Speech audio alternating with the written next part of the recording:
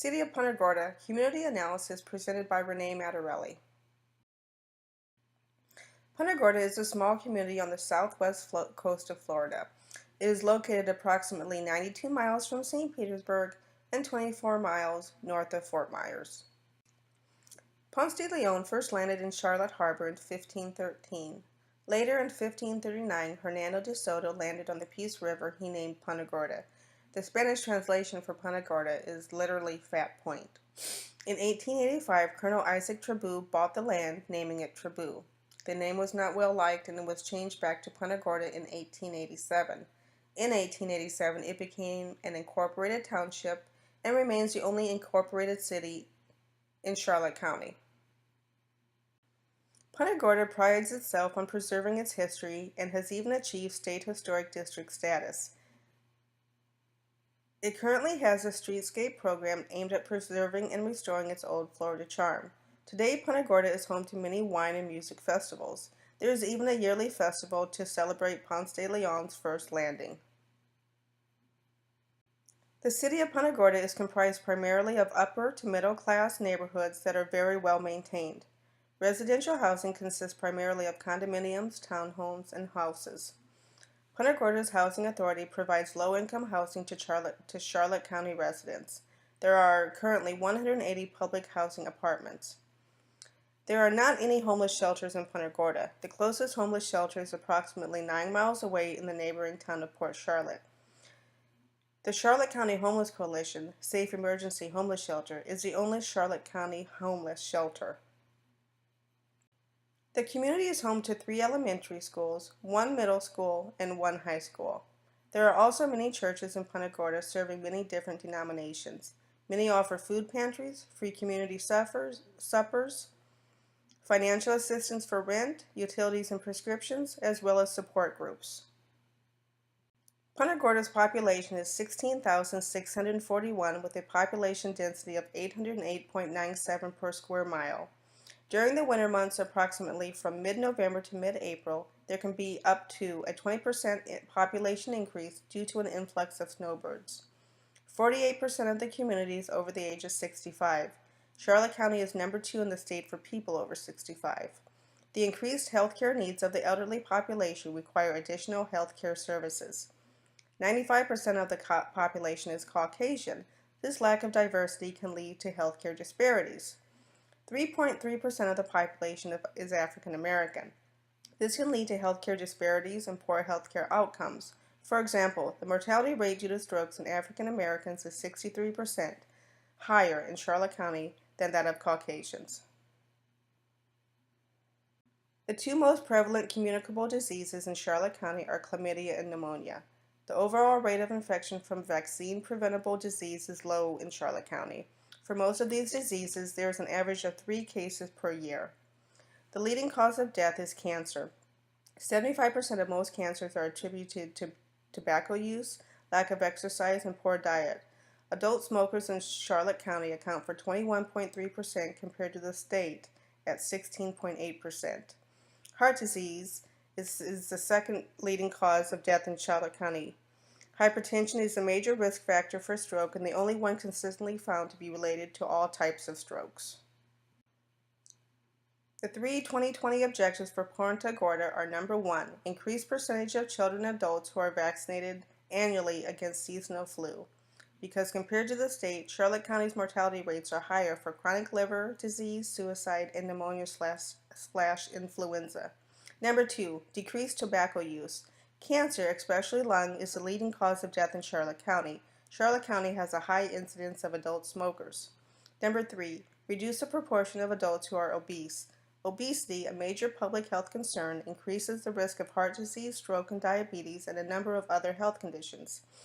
These diseases are listed on the top 10 major causes of death in Charlotte County. Punta Gorda is home to 1 hospital named Bayfront Punta Gorda, originally known as Charlotte Hospital.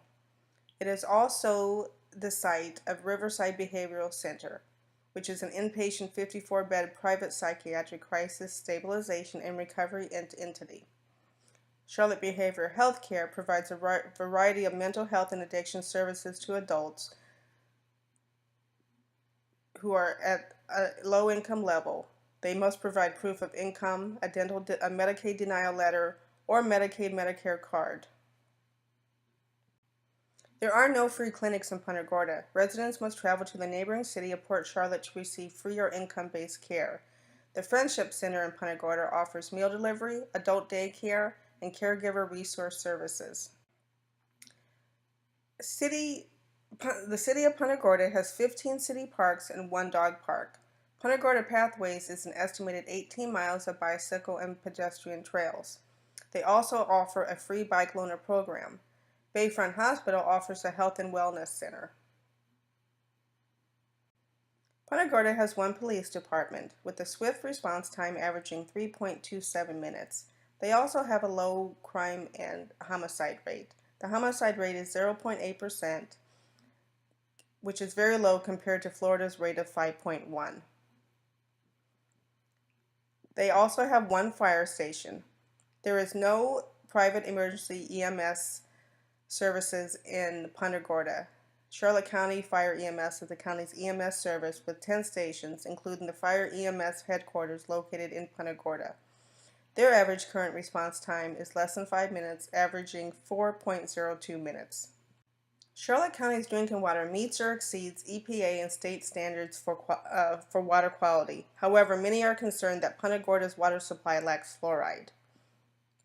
Unlike many communities, Charlotte County does not have a public bus system with the conventional designated stops and routes. Instead, they provide curb-to-curb service, which patrons must schedule a ride 24 hours in advance.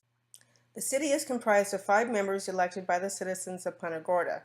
One member represents each of the 5 districts for a 2-year term. The mayor presides over all city council meetings.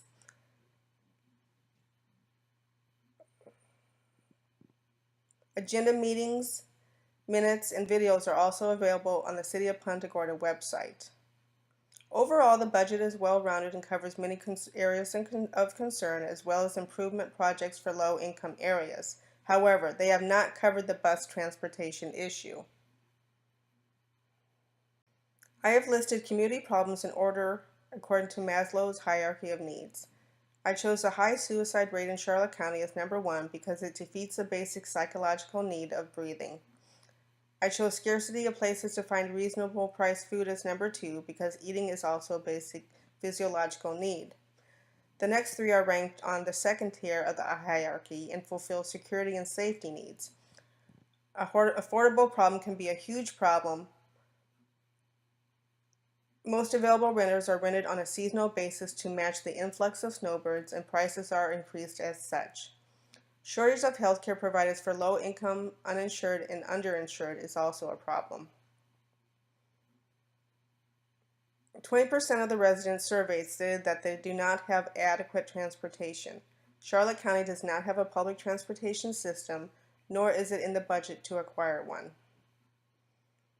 Also, Charlotte County's percentage of overweight adult was 37.1% in 2013. Obesity is linked with many chronic health conditions such as heart disease, stroke, and diabetes. Worldwide, obesity has more than doubled since 1980. In 2014, more than 1.9 billion adults, 18 and older, were overweight.